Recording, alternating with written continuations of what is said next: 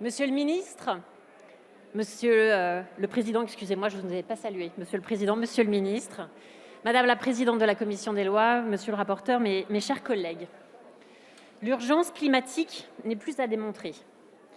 Le groupe démocrate, qui en a parfaitement conscience, est particulièrement engagé dans la lutte contre le changement climatique. Notre planète connaît la 6e extinction de masse de son histoire, dont l'activité humaine est responsable. Nous sommes donc individuellement et collectivement responsables.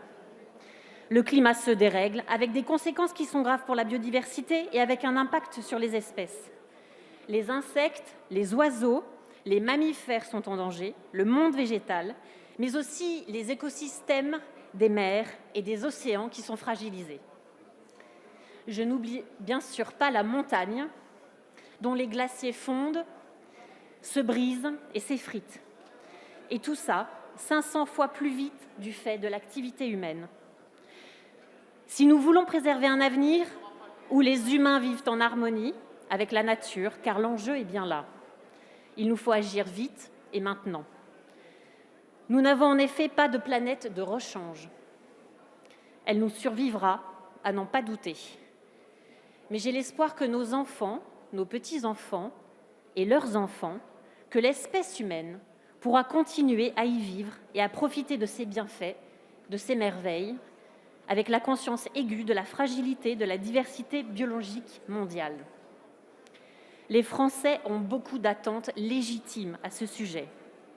La Convention citoyenne pour le climat a été, sous une forme inédite, la façon de recueillir leurs paroles et leur travail pour la préservation de notre planète. En effet, lors du grand débat national auquel ont contribué de nombreux Français, ils ont mis en avant l'attente d'une démocratie plus participative et d'une transition écologique plus juste. C'est pour y répondre que le président de la République a voulu la réunion d'une convention citoyenne pour le climat.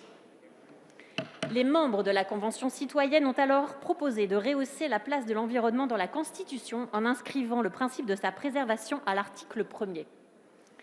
Il s'agit de l'une de leurs 149 propositions, et cette disposition s'inscrit aux côtés d'un ensemble plus large de mesures visant à atteindre une baisse d'au moins 40% des émissions de gaz à effet de serre d'ici 2030. Les autres dispositions figurent, comme vous le savez, dans le projet de loi Climat et résilience. Et le président de la République s'est engagé à mettre en œuvre cette proposition qui place l'environnement au cœur des autres principes constitutionnellement garantis. C'est le sens du texte qui nous réunit aujourd'hui et qui viendra compléter la Charte de l'environnement, adossée en 2005 à la Constitution. Le principe général de préservation de l'environnement y est présent, occupant ainsi la plus haute place dans la hiérarchie des normes.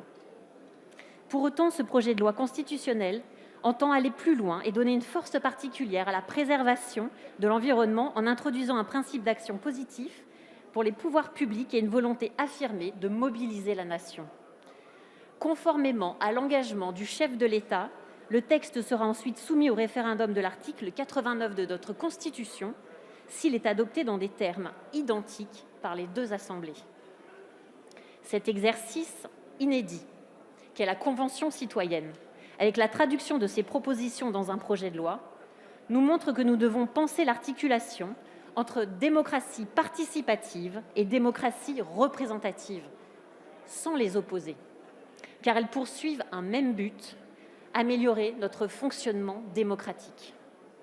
La compétence législative du Parlement, l'une de ses 3 missions constitutionnelles, avec le contrôle de l'action du gouvernement et l'évaluation des politiques publiques, ne doit pas être amoindrie et s'effacer, mais s'inscrire dans une partition démocratique où nos concitoyens occupent une place qui leur permet de prendre part à nos travaux, ce qui était déjà le cas, mais qui, désormais, sera fait de façon plus active et plus transparente. C'est pourquoi le groupe votera à la quasi-unanimité ce texte. Je vous remercie pour votre grande attention, mes chers collègues.